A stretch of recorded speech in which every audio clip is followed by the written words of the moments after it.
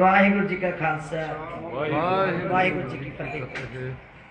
सब तो पहला तो अज साडे मानयोग मैंबर जिहड़े कि मीत प्रधान रहे है श्रोमणी गुरुद्वारा प्रबंधक कमेटी के, उन्होंने पिता जी सरदार गुरबख्श सिंह जी के पिता जी सरदार इंद्रजीत सिंह जी अकाल चलाना करके उन्होंने शरदा के फुल भेंट करते। दूसरा एक बड़ा अहम फैसला सिंह साहबाना की राय और आदेशों के अनुसार श्रोमणी गुरुद्वारा प्रबंधक कमेटी एग्जैक्टिव कमेटी ने किया कि विदेशों के विचों बहुत सारी सानू मंग आती है श्री गुरु ग्रंथ साहब के स्वरूप लैन वास्ते।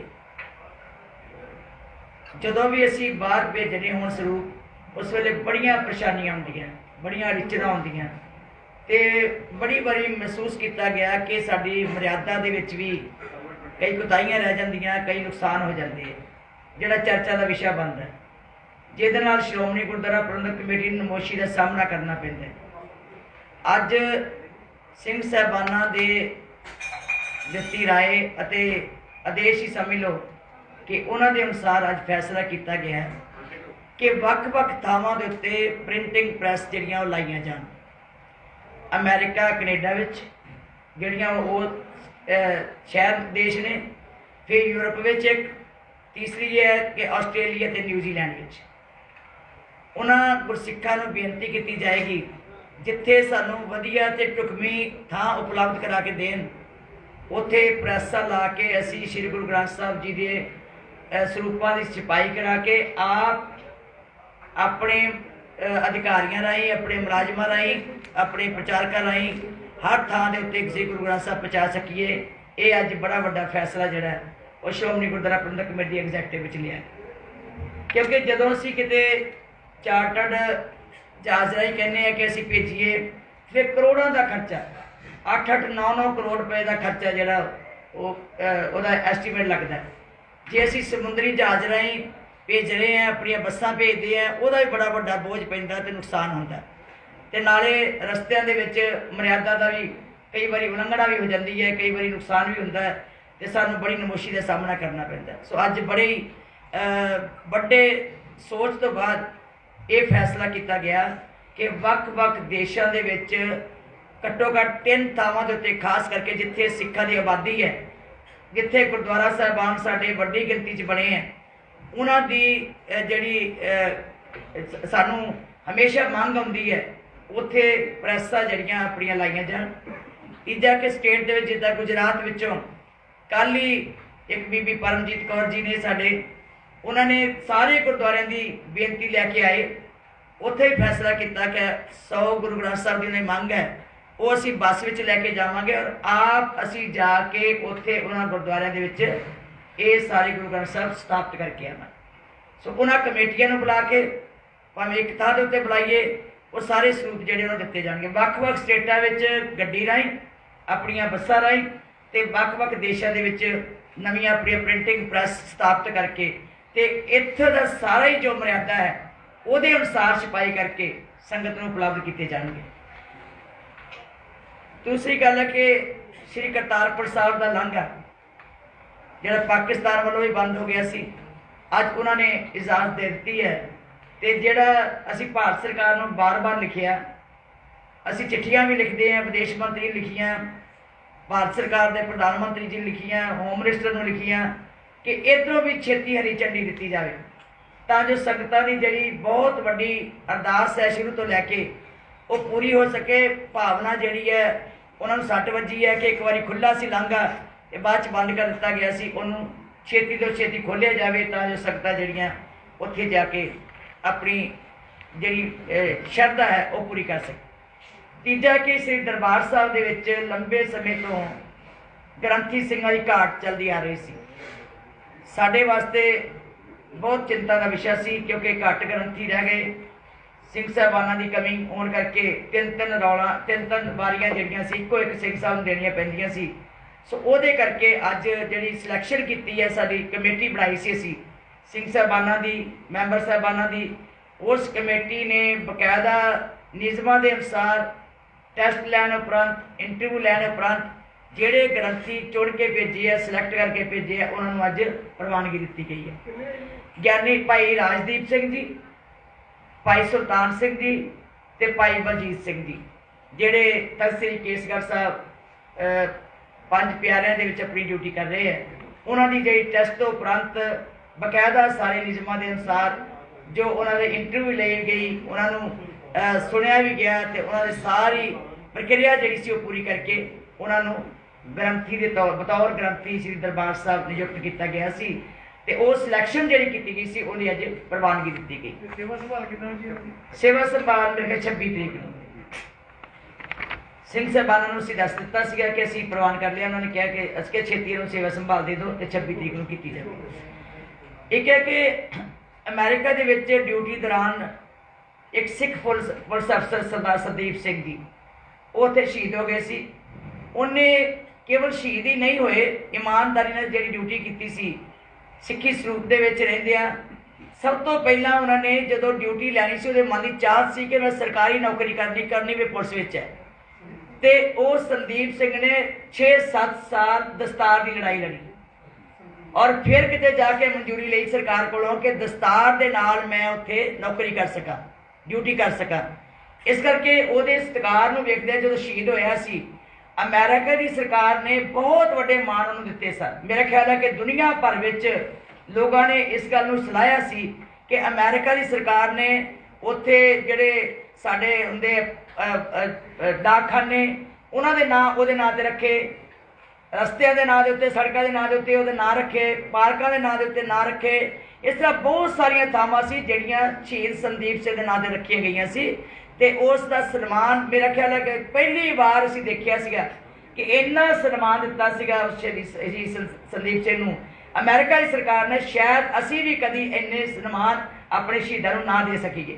ਸੋ ਉਹਦਾ ਇੱਥੇ ਜਿੱਥੇ ਅਸੀਂ 10 ਲੱਖ ਰੁਪਈਆ ਉਹਦੇ ਇਲਾਕੇ ਦੇ ਵਿੱਚ, ਉਹਦੇ ਪਿੰਡ ਦੇ ਵਿੱਚ ਜਦੋਂ ਅਸੀਂ ਗਏ ਸੀ, ਲੋਕਾਂ ਦੀ ਮੰਗ ਸੀ ਕਿ ਅਸੀਂ ਵੀ ਚਾਹੁੰਦੇ ਹਾਂ ਕਿ ਜੇ ਭਾਰਤ ਸਰਕਾਰ ਉੱਥੇ ਅਮਰੀਕਾ ਸਰਕਾਰ ਨੇ ਇੰਨੀਆਂ ਯਾਦਗਾਰਾਂ ਬਣਾਈਆਂ ਤੇ ਸਾਡੀ ਵੀ ਥੋੜ੍ਹੀ ਬਹੁਤੀ ਯਾਦ ਉਹਦੇ ਨਗਰ ਦੇ ਵਿੱਚ ਧਾਰੀਵਾਲ ਵਿੱਚ ਬਣਨੀ ਚਾਹੀਦੀ ਹੈ। ਉਹਦੇ ਵਾਸਤੇ ਅਸੀਂ ਮਦਦ ਦਿੱਤੀ ਤੇ ਨਾਲ ਹੀ ਉਹਦਾ ਸਰੂਪ ਜਿਹੜਾ ਸੀਗਾ, ਉਹਦੀ ਫੋਟੋ ਜਿਹੜੀ ਸੀ ਅਜਾਇਬ ਘਰ ਲਾਉਣ ਵਾਸਤੇ ਪ੍ਰਵਾਨਗੀ ਦਿੱਤੀ।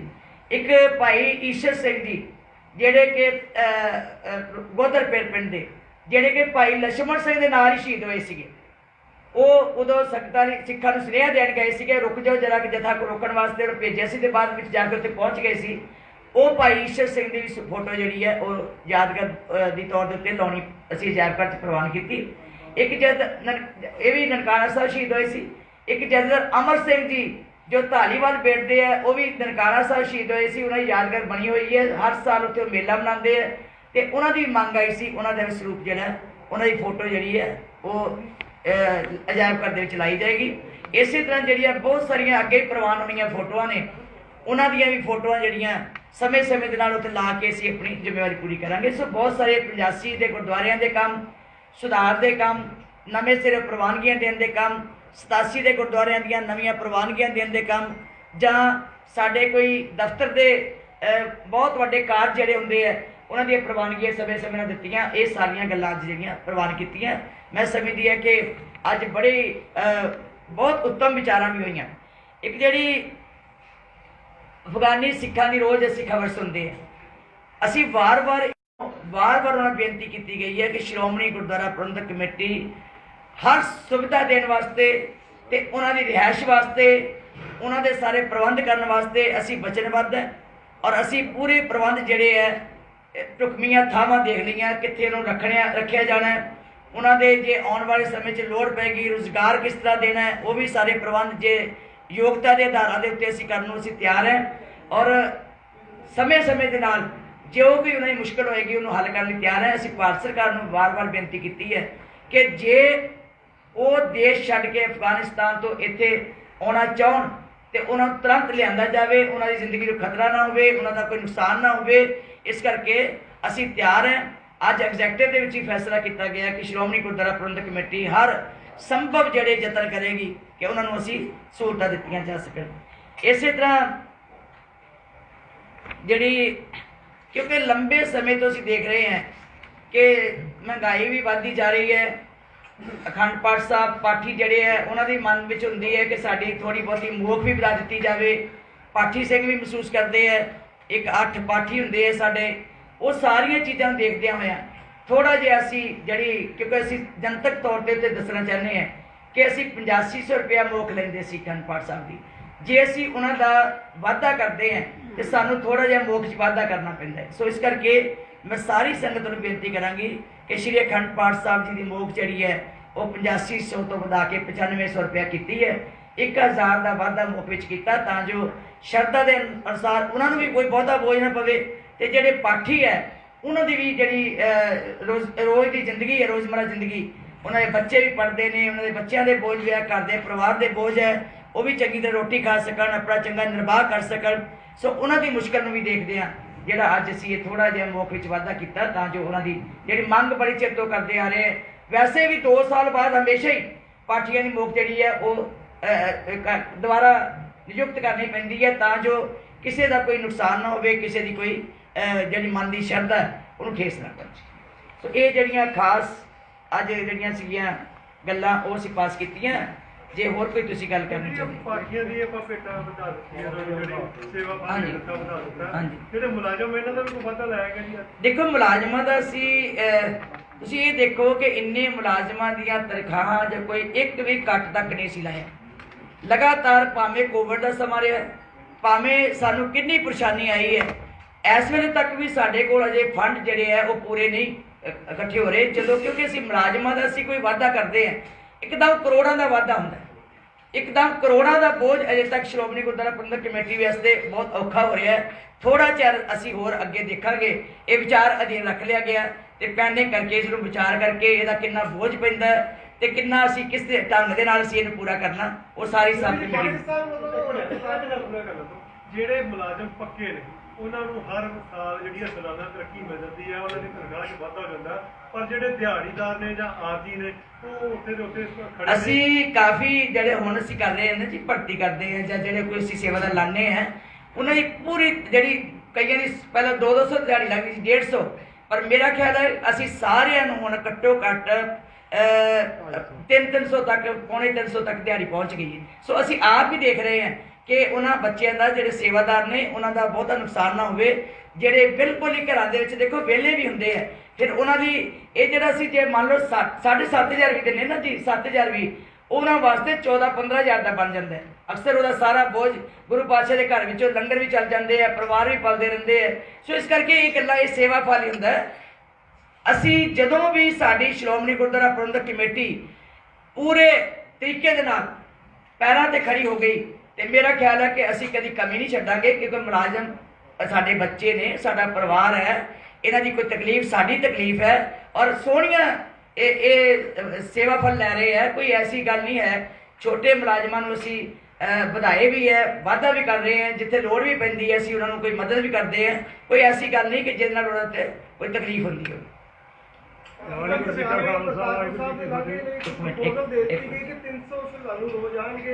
ਉਹਨਾਂ ਦਾ ਕਰੋਨਾ ਟੈਸਟ ਹੋਣਾ ਲਾਜ਼ਮੀ ਹੈ। ਉਹ ਭਾਰਤ ਸਰਕਾਰ ਨੂੰ ਲਿਖਤੀ ਰੂਪ ਵਿੱਚ ਬੇਨਤੀ ਕਰਦੀ ਕਿ ਸਰਕਾਰ ਕੋਲ ਜਵਾਬ ਨਹੀਂ ਦੇ ਰਹੀ।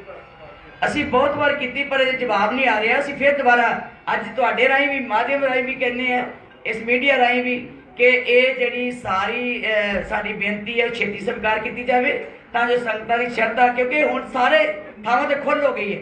ਕੋਈ ਗੁਰਦੁਆਰੇ, ਕੋਈ ਸਕੂਲ, ਕਾਲਜ ਸਭ ਕੁਝ ਖੁੱਲ੍ਹ ਗਿਆ। ਭਾਰਤ ਸਰਕਾਰ ਨੂੰ ਸਾਡੀ ਵਾਰ-ਵਾਰ ਬੇਨਤੀ ਹੈ कि संगत की श्रद्धा में ठेस ना पहुँचे। जल्दी तो जल्दी भावें कंडीशन लग जान, कोविड दी कंडीशन लग जान, पर इनू लांघे में छेती खोलिया जाए। हाँ जी ऑनलाइन जी करा सकते हैं, साढ़े तो खुला ही कोई भी करा सकते। हुण पा देवांगे जी असीं, नाले नाल भोग लिख देवांगे, नाले असीं पा देंगे। हाँ जी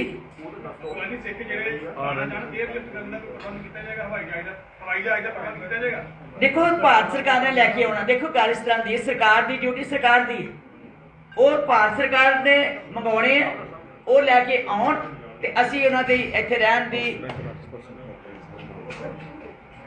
असीं सारिਆਂ ਦਾ इत्थे प्रबंध करांगे। एक असीं थोड़ा जिहा हाउस रैंट दे विच कीता, अगे असीं जग मुक्ता भी 8,000 देणगे, 4,000 देणगे, 5,000। इस बारी सारे ने विचार करके सोध की है कि सारे मुलाजमान का जिहड़ा हाउस रेंट है 8% कर दिता ਤਾਂ ਜੋ ਜਿਹੜੇ ਛੋਟੇ ਮੁਲਾਜ਼ਮ ਸੀ ਉਹ ਮਹਿਸੂਸ ਕਰਦੇ ਸੀ ਸਾਡੇ ਉੱਤੇ ਬੋਝ ਹੈ। ਸੋ ਉਹਨਾਂ ਦਾ ਬੋਝ ਘਟਾਉਣ ਵਾਸਤੇ ਕਿ ਉਹਨਾਂ ਦੀ ਜਿਹੜੀ ਤਨਖਾਹ ਹੈ ਉਹਦੇ ਅਨੁਸਾਰ 8% ਦਾ ਹਾਊਸ ਰੈਂਟ ਕੀਤਾ।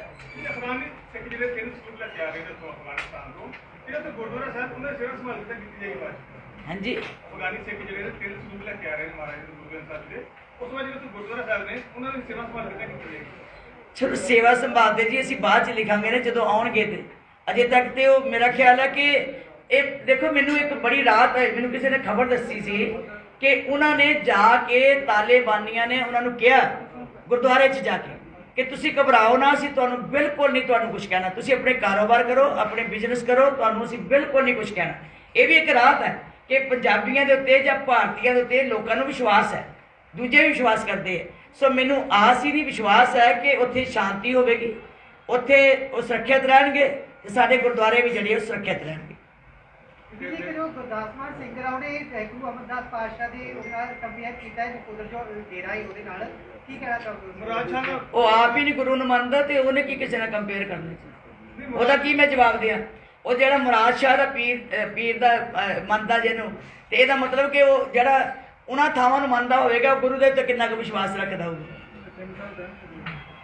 ਇੱਕ ਬੇਨਤੀ ਹੋ ਰਿਹਾ ਜੀ, ਵਾਹਿਗੁਰੂ ਜੀ ਕਾ ਖਾਲਸਾ ਵਾਹਿਗੁਰੂ ਜੀ ਕੀ ਫਤਿਹ। ਅੱਜ ਬੜੇ ਵਧੀਆ ਫੈਸਲੇ ਲਏ ਗਏ ਨੇ ਸਾਰੇ। ਇੱਕ ਛੋਟਾ ਜਿਹਾ ਹੋਰ ਆਗਏ ਧਿਆਨ ਗੋਚਰੀ ਕਰਨ ਵਾਲੀ ਗੱਲ ਹੈ ਕਿ ਅਸੀਂ ਆਪਣੀ ਆਪਸੀ ਵਿਚਾਰ ਚਰਚਾ ਦੇ ਵਿੱਚ, ਕਿਉਂਕਿ ਸ਼੍ਰੋਮਣੀ ਗੁਰਦੁਆਰਾ ਪ੍ਰਬੰਧਕ ਕਮੇਟੀ ਪ੍ਰਬੰਧਾਂ ਦਾ ਸਾਰਾ ਦੇਖਦੀ ਹੈ, ਖਿਆਲ ਰੱਖਦੀ ਹੈ, ਪਰ ਜਿਵੇਂ ਕੁਝ ਇਤਿਹਾਸਕ, ਕੁਝ ਗੁਰੂ ਘਰ ਨਾਲ ਸੰਬੰਧਿਤ ਜਿਹੜੀਆਂ ਮਰਜ਼ਾਦਾ ਦੀਆਂ ਗੱਲਾਂ ਨੇ, ਗੁਰੂ ਘਰ ਨਾਲ ਸੰਬੰਧਿਤ ਜਿਹੜੇ ਅਸਥਾਨ ਨੇ, ਉਹਨਾਂ ਦੇ ਸੰਬੰਧ ਵਿੱਚ ਜਿਵੇਂ ਹਰਿਮੰਦਰ ਸਾਹਿਬ ਦੇ ਅੰਦਰਵਾਰ ਜਿਹੜੀਆਂ ਅਸਥਾਨ ਨੇ, ਉਹਨਾਂ ਸੰਬੰਧ ਵਿੱਚ ਮੈਂ ਬੇਨਤੀ ਕੀਤੀ ਸਾਰੀ ਐਗਜ਼ੈਕਟਿਵ ਬਾਡੀ ਨੂੰ ਕਿ ਜਦੋਂ ਵੀ ਕੋਈ ਫੈਸਲਾ ਲੈਣਾ ਹੁੰਦਾ ਉਦੋਂ ਸਾਰੀਆਂ ਸੰਪਰਦਾਵਾਂ ਨਾਲ, ਜਥੇਬੰਦੀਆਂ ਨਾਲ, ਵਿਦਵਾਨਾਂ ਨਾਲ ਜਿਹੜਾ ਉਹ ਗੁਰਮਤਾ ਕਰ ਲਿਆ ਜਾਵੇ। ਇਹ ਵੀ ਅੱਜ ਮੈਂ ਬੇਨਤੀ ਖਾਸ ਤੌਰ 'ਤੇ ਕੀਤੀ ਆ, ਕਿਉਂਕਿ ਪਿਛਲੇ ਦਿਨੀ ਇੱਕ ਸ਼ਰਧਾਲੂ ਸਿੱਖ ਨੇ ਬਾਬਾ ਦੀਪ ਸਿੰਘ ਜੀ ਦੇ ਅਸਥਾਨ ਦੀ ਸੇਵਾ ਕਰਾਉਣ ਵਾਸਤੇ ਬੇਨਤੀ ਕੀਤੀ, ਜਿਹੜੀ ਬੀਬੀ ਜੀ ਨੇ ਪ੍ਰਵਾਨ ਕੀਤੀ। ਉਹ ਗੁਰਦੁਆਰਾ ਸਾਹਿਬ ਆਲਰੇਡੀ ਇੱਥੇ ਬਣਿਆ, ਉਹਨਾਂ ਨੇ ਉਸ ਸ਼ਰਧਾਲੂ ਦੀ ਭਾਵਨਾ ਇੱਕ ਮੈਂ ਹੇਠਾਂ ਇੱਕ ਕਮਰੇ 'ਚ ਹੋਰ ਇਸ ਸੰਬੰਧ ਵਿੱਚ ਜਿਹੜਾ ਉਹ ਪ੍ਰਕਾਸ਼ ਕਰਾਵਾਂ। ਇਹ ਜਿਹੜੀ ਗੱਲ ਹੈ ਕਿਉਂਕਿ ਇਹ ਸਾਹਮਣੇ ਆਈ, ਮੈਂ ਅੱਜ ਬੇਨਤੀ ਕੀਤੀ ਬੀਬੀ ਜੀ ਨੂੰ, ਸਾਰੀ ਐਗਜ਼ੈਕਟਿਵ ਬਾਡੀ ਨੂੰ, ਅਤੇ ਆਪਾਂ ਨੂੰ ਇਸ ਮਾਮਲੇ ਵਿੱਚ, ਕਿਉਂਕਿ ਸਮੇਂ ਸਮੇਂ 'ਤੇ ਕੋਈ ਹੋਰ ਵੀ ਸ਼ਰਧਾਵਾਨ ਹੈ ਜਿਹੀ ਗੱਲ ਕਰ ਸਕਦਾ ਕਿ ਹੋਰ ਅਸਥਾਨ ਦੇ ਸੰਬੰਧ ਵਿੱਚ ਆਪਾਂ ਇਹਦੇ ਸੰਬੰਧ ਵਿੱਚ ਅੱਜ ਮੈਂ ਬੇਨਤੀ ਕੀਤੀ ਹੈ ਸਾਰੀਆਂ ਜਥੇਬੰਦੀਆਂ ਨਾਲ, ਸੰਪਰਦਾਵਾਂ ਨਾਲ, ਮਹਾਂਪੁਰਖਾਂ ਨਾਲ, ਵਿਦਵਾਨਾਂ ਨਾਲ ਜਿਹੜੀ ਆ ਉਹ ਜ਼ਰੂਰ ਗੁਰਮਤਾ ਕਰ ਲਿਆ ਜਾਵੇ, ਜਿਹਦੇ 'ਤੇ ਆਲਮੋਸਟ ਸਾਰਿਆਂ ਦੀ ਇੱਕ ਰਾਏ ਬਣੀ। ਸਿੰਘ ਸਾਹਿਬਾਨ ਜੀ ਦਾ ਵੀ ਇਹਦੇ ਨਾਲ ਕੀਤਾ ਗਿਆ। ਦੱਸ ਦੇਗੀ ਅਗਲਾ ਪ੍ਰੋਗਰਾਮ ਕੀ ਦੱਸਾਂਗੇ? ਮੇਰੇ ਹਿਸਾਬ ਨਾਲ ਜੀ ਜਦੋਂ ਸ਼੍ਰੋਮਣੀ ਕਮੇਟੀ ਦੀਆਂ ਚੋਣਾਂ ਹੁੰਦੀਆਂ ਨੇ, ਇਕੱਲੇ ਜਿਹੜੇ ਸਾਰੀ ਸੰਗਤ ਦੀ ਵੋਟ ਪੈਂਦੀ, ਉਹ ਇਸੇ ਕੰਮ ਨੂੰ ਸ਼੍ਰੋਮਣੀ ਕਮੇਟੀ ਚੋਲਣ ਦੀ ਕਿ ਚੰਗੇ ਪ੍ਰਬੰਧ ਜਿਹੜੇ ਕਰਨ, ਕੋਈ ਸੰਪਰਦਾਵਾਂ ਦੀ ਪਹਿਲਾਂ ਸਹਿਮਤੀ ਮੇਰੇ ਹਿਸਾਬ ਨਾਲ ਹੋ ਜਾਂਦੀ ਹੈ। ਪਹਿਲਾਂ ਸ਼੍ਰੋਮਣੀ ਕਮੇਟੀ ਜਿਹੜੇ ਮੈਂਬਰ ਤੁਹਾਨੂੰ ਚੁਣੇ ਨੇ, ਜਿਹੜੇ ਸਹਿਮਤੀ ਦੇ ਕੇ ਚੁਣੇ ਨੇ,